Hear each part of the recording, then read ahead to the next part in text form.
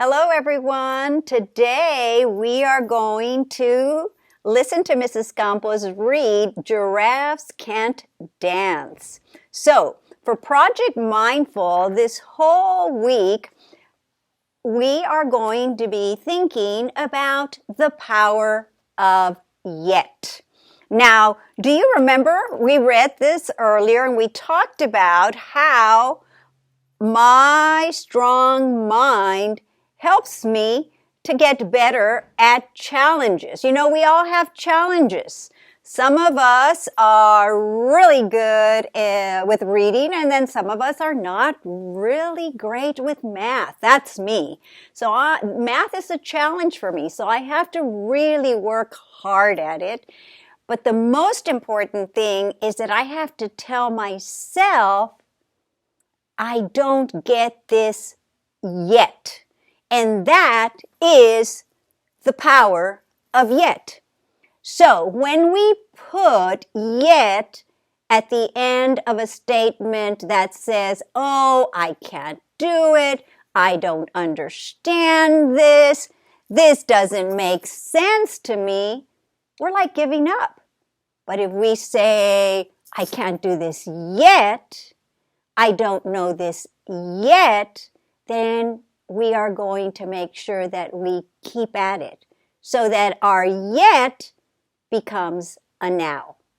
So the most important thing for you to understand is that sometimes we have challenges and sometimes we fail, but failing is a part of growing. That's another word for failing. It's just, I didn't get it yet, but I'm going to work on it and I'm going to get it because I'm learning. So know that your brain, just like your body, is a muscle. And when you exercise it, it gets stronger. So you're going to see in the story today how Gerald turns his yet of he can't dance yet into a now because he used his brain as a muscle. Enjoy! Hello, Garza Unicorns. Today's read aloud is called Giraffes Can't Dance, and this book is written by Giles Andre. I'd like to give a special thanks to the publisher Scholastics for allowing me to share this story with you today. This is our front cover, our back cover, and our spine. So, in this story, let's find out if this giraffe learns how to dance. Let's begin. Gerald was a tall giraffe whose neck was long and slim, but his knees were awfully crooked and his legs were rather thin.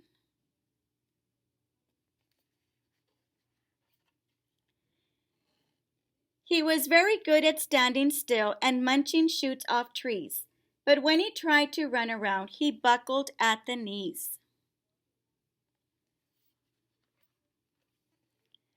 Now, every year in Africa, they hold the jungle dance, where every single animal turns up to skip and prance. And this year, when the day arrived, poor Gerald felt so sad, because when it came to dancing, he was really very bad. The warthog started waltzing, and the rhinos rock and rolled. The lions danced a tango that was elegant and bold. The chimps all did a cha-cha with a very Latin feel, and the 8 baboons then teamed up for a splendid Scottish reel. Gerald swallowed bravely as he walked toward the floor, but the lions saw him coming, and they soon began to roar. "Hey, look at that clumsy Gerald!" the animals all sneered. "Giraffes can't dance, you silly fool! Oh, Gerald, you're so weird!"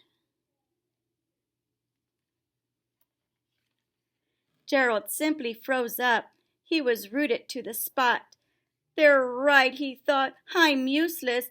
Oh, I feel like such a clut." So he crept off from the dance floor and he started walking home. He'd never felt so sad before, so sad and so alone.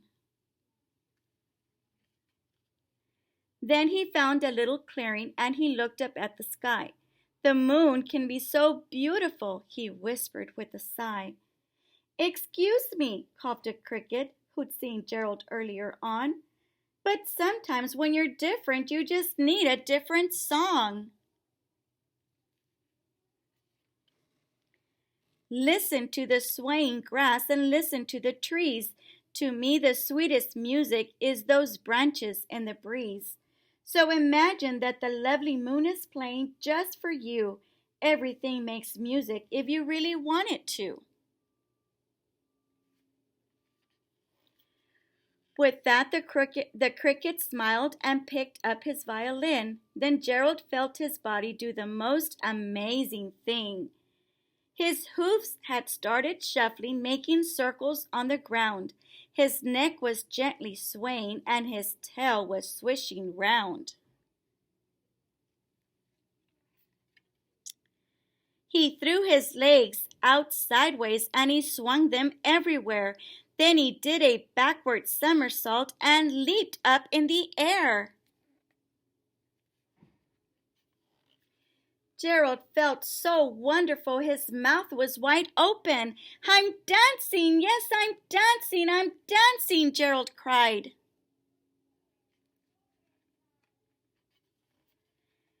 Then, one by one, each animal who'd been there at the dance arrived while Gerald boogied on and watched him quite entranced. They shouted, "It's a miracle! We must be in a dream!